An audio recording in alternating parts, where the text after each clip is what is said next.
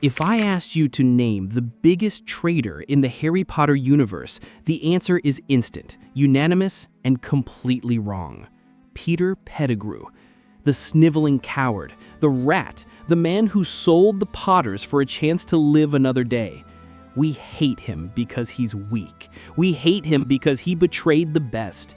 We hate him because he chose evil, and he chose it cravenly. But what if the man we call a monster was actually the first victim? We're quick to judge Peter Pettigrew as the product of his own moral failing, but the truth is far darker. The films, again, made it too easy for us to hate him, but if you strip away the cinematic filter and return to the book canon, you uncover a tragic reality. Peter Pettigrew wasn't a hero who failed. He was a psychologically stunted boy designed for betrayal by the very friends he idolized. This is the deep, uncomfortable truth behind the Marauders. This is the story of how James Potter and Sirius Black, the Golden Boys, built the man who destroyed them. To understand Peter, you must first understand the shadow. Peter Pettigrew was, from the moment he stepped on to the Hogwarts Express, hopelessly, utterly mediocre. He was not gifted like James Potter, who was a natural Quidditch star and an undeniable leader. He was not effortlessly brilliant and charming like Sirius Black, the rebel from a dark family who radiated cool confidence. And he was not academically gifted, quietly intelligent, and morally grounded like Remus Lupin. Peter was just Peter. Think about the psychological impact of being the fourth wheel in a friendship where the other three are literally legendary. Every prank the Marauders pulled, every triumph they had only served to highlight Peter's lack of value. He wasn't the strategist, he was the cringe-worthy sidekick. He was tolerated, not respected.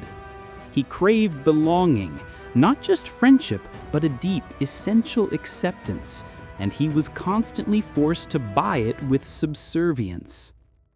The greatest gift the Marauders gave him, the ability to become an animagus, was immediately twisted by this dynamic. While James became a stag, a noble, strong leader, Sirius, a huge, fierce dog, the loyal protector, and Remus, the empathetic werewolf, Peter became a rat. Small, weak, and a creature that thrives in the shadows. He didn't choose the rat chose him. It was a magical reflection of his own self-worth. The curse of the shadow is this: when your identity is solely defined by the people you follow, your loyalty is conditional. It is loyalty based on power, not love. Peter knew that James and Sirius were his protection, but he also knew they were his judges. The moment that protection faltered, Peter, driven by the desperation for self-preservation and validation, had to find a stronger shadow. Now, let's talk about the moral debt, the unspoken price of Peter's acceptance. The films often romanticize the Marauders as mischievous heroes, but the book canon tells a different story. They were arrogant, entitled bullies, and Peter was a key transactional component of their power structure. He was the witness. Peter was always there, laughing the loudest at the expense of others, ensuring the popular boys were surrounded by an echo chamber of agreement. He was the shield. His presence made James and Sirius feel more powerful, contrasting their charisma with his nervous ineptitude.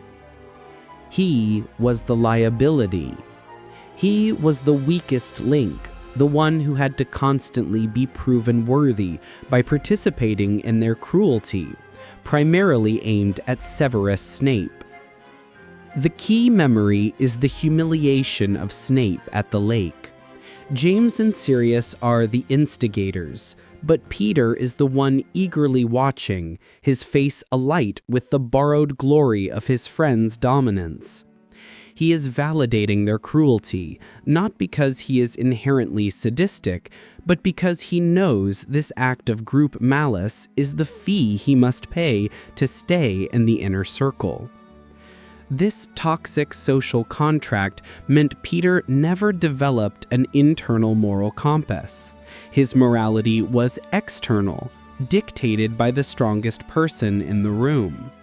This makes his eventual betrayal of the Potters not an aberration, but an inevitable consequence of his conditioning. He wasn't choosing against James, he was choosing for the strongest side. When the first Wizarding War came, the rules changed.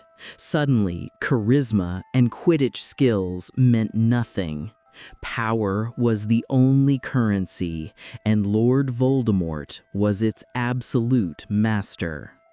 This is where Peter's trajectory separates from the other Marauders. For James and Sirius, joining the Order of the Phoenix was a noble choice. For Peter, it was a continuation of the old social dynamic.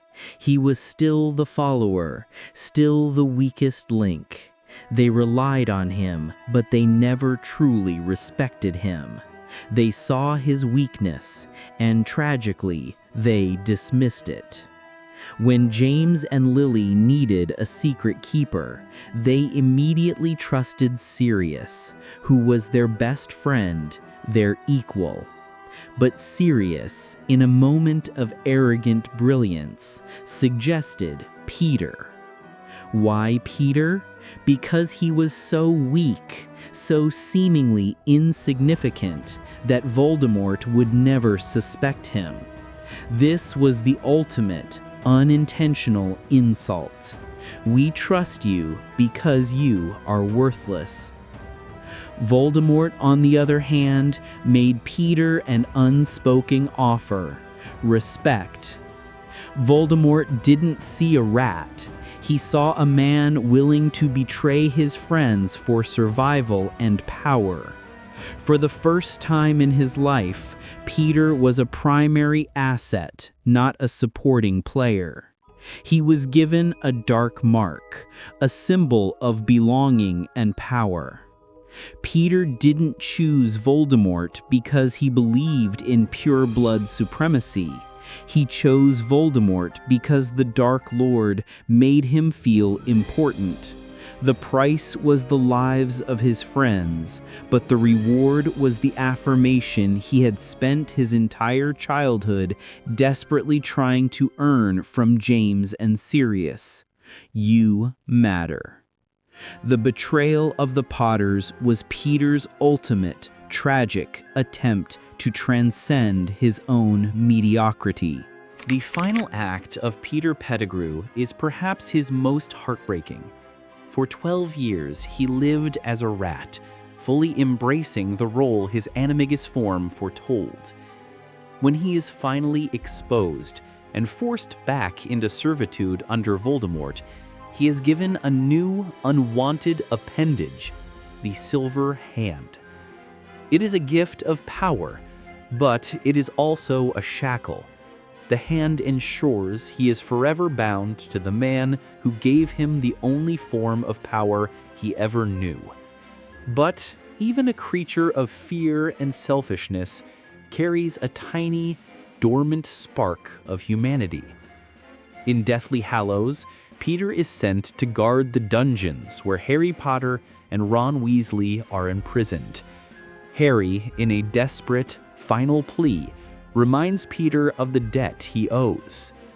Harry VO, "You owe me, Wormtail. You owe me for tonight, Peter. You owe me for saving your life." This reference is to the moment in the Shrieking Shack when Harry prevented Sirius and Lupin from killing Peter. In that instant, Peter's silver hand, the symbol of his ultimate loyalty to Voldemort, turns on him. It chokes him. It is Voldemort's power, the very thing Peter sold his soul for, that becomes his executioner. Peter Pettigrew is not killed by Harry, not by Ron, and not by a hero. He is killed by the one tiny, almost invisible act of human empathy he once showed when he hesitated to crush Harry. The silver hand was designed to destroy any lingering softness, any betrayal, and the greatest betrayal to Voldemort was an ounce of mercy. Peter Pettigrew's death is the ultimate confirmation of his tragedy. He could not escape the darkness he chose, and he could not escape the faint glimmer of the goodness he once knew. Peter Pettigrew will forever be remembered as the cowardly villain. And in a technical sense, that is true. He was a willing, conscious participant in the destruction of an entire family. But a deep dive into the books forces us to ask, who was the real casualty? Was it the man who was naturally weak, surrounded by 3 friends who never truly saw him as an equal, only as a tool or a liability? Was it the boy whose desperation for belonging was exploited first by arrogance, the Marauders, and then by tyranny, Voldemort? Peter Pettigrew is a dark mirror held up to the arrogance of his friends. He is the uncomfortable proof that bullying, even in the name of fun, can breed a monster. His story is not about good versus evil. It is a cautionary tale about narcissism in friendship and the desperate human need for validation. The Marauders were flawed heroes. Peter Pettigrew was a broken boy who sought power in the wrong places, and in doing so, he became the final, tragic fulfillment of his own self-loathing. Don't just hate the rat. Understand the boy who became the rat. What do you think? Did the Marauders create Peter Pettigrew's betrayal? Or was he always destined for the dark side? Let me know your thoughts in the comments below. And if you want to see an unfiltered analysis of another complex character like Albus Dumbledore, hit that subscribe button.